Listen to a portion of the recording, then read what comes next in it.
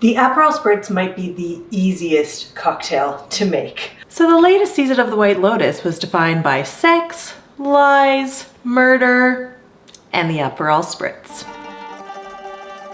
When I was watching the show, one of the first things that I noticed that absolutely delighted me was that the characters were all drinking these beautiful goblets of this like bright orange drink that just looked so refreshing, sitting by the Sicilian coast, having a little aperitif, and I just thought, that's an Aperol Spritz. Aperol is kind of like the softer, more floral, little bit sweeter version of Campari. The Aperol Spritz is one of my personal favorite cocktails, especially in the summer if I'm on holiday somewhere or even just hanging out at home and the sun is shining and I want to feel like I'm on holidays.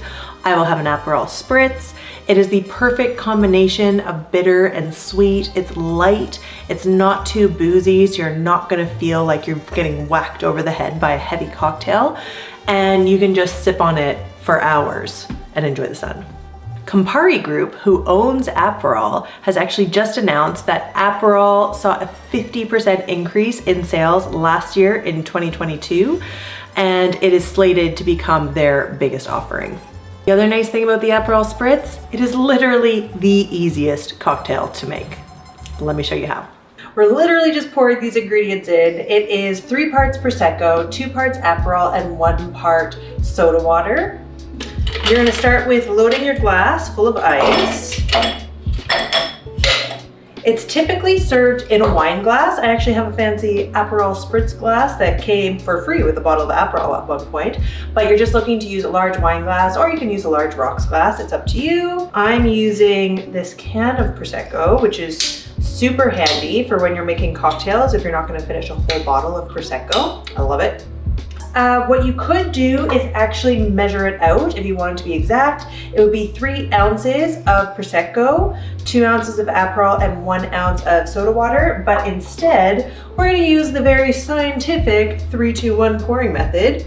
1, 2, 3.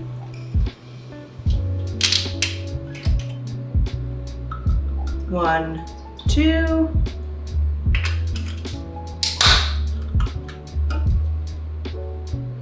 And 1. And then you just give it a really easy, gentle stir because you don't want to lose the fizz, but you do want to mix up the ingredients. Orange slice, straight into the glass. And that's it. That's your Aperol Spritz. Cheers.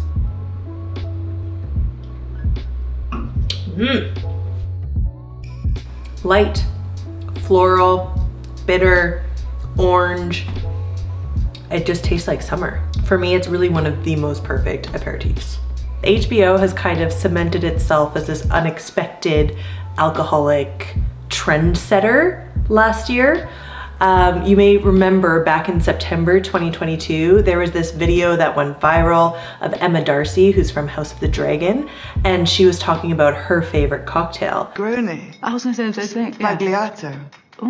With Prosecco in it. Oh. Negroni Spagliato got really popular in all the bars after this video went viral.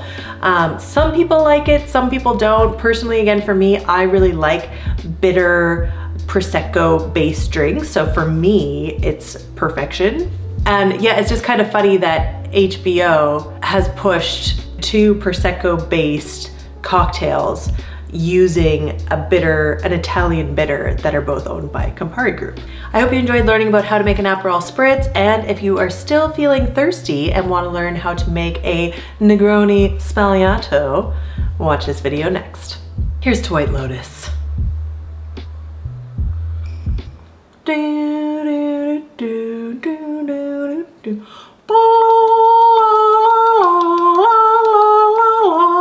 More like that, eh? Weird show.